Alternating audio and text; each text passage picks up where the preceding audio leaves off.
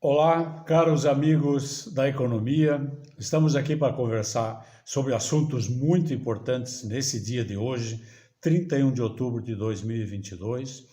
Então, caros estudantes de economia, donas de casa, empresários, professores, senhoras e senhores, este é um momento excepcional de duas maneiras.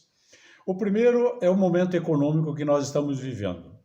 E por obra, naturalmente, do nosso super-ministro Paulo Guedes e do governo Bolsonaro, que ora está chegando ao fim, nós temos a inflação em queda aqui no Brasil e o resto do mundo, especialmente os países desenvolvidos da Europa, eles estão com uma taxa em torno de 10%. E que é uma taxa para eles quase que inacreditável, uma coisa muito séria para eles. E a nossa taxa aqui está se aproximando dos 5%. E temos pelo terceiro mês uma deflação de preços. Isso é muito importante para todos nós, porque nós sabemos que a inflação é o imposto que age contra os pobres. Então é muito importante esse momento em relação à taxa de inflação do período. O segundo, o desemprego, que já andou em 14% da massa trabalhadora, está em 8,7% e mostrando tendência de queda. Isso, naturalmente, é muito importante. Esse indicador econômico, ele é absolutamente vital para a sociedade, mas também vital para o processo econômico também. Bom, o crescimento econômico, como eu falei, como eu já sugeri tantas vezes, e a imprensa discute, o próprio FMI apresenta percentuais, a nossa taxa está estimada pelo Ministério da Fazenda, ou Ministério da Economia, em 3%, em 2,8% a 3%, mas já se fala em 3,2%.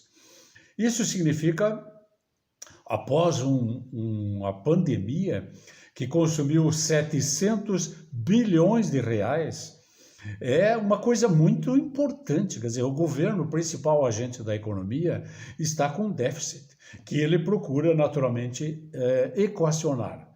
Mas o crescimento do PIB faz com que a economia vá para frente, aumente inclusive a arrecadação do governo, que vai reduzir o déficit.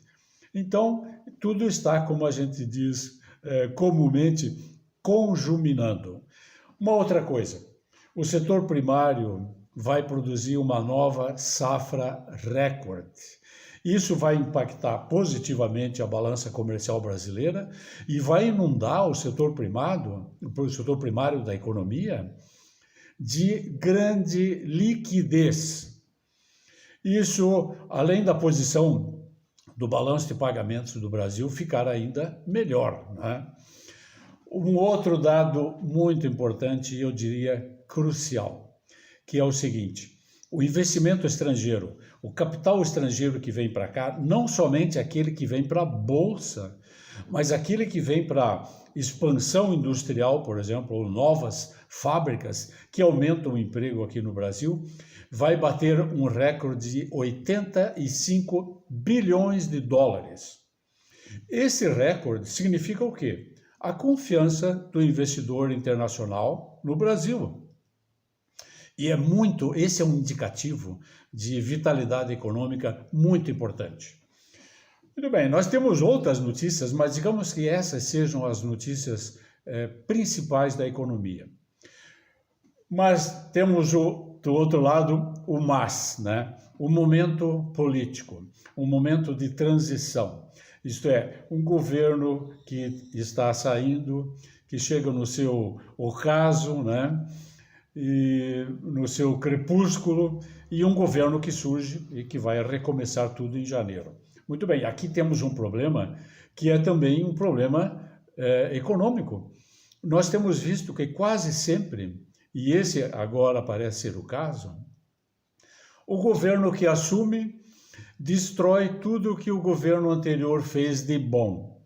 Mesmo que tenha sido uma coisa boa, positiva, apreciada, né, necessária, O governo que vem muda e troca e etc, etc. E às vezes, ou as mais das vezes, destrói. Nós vemos isso na natureza com alguns animais, como os leões, por exemplo, né, que destrói os filhotes da ninhada do adversário e assim por diante. É uma coisa triste, quase inconcebível, e que a gente não vê nos países desenvolvidos. Nós esperamos que esse processo de, como eu disse, destruição, ele não seja tão agudo e que o governo novo reconheça algumas coisas boas que foram feitas, né, para benefício de todos os brasileiros. Nós estaremos aqui atentos às novidades e a qualquer grande notícia de significado econômico, nós voltaremos aqui. Até lá, meus amigos.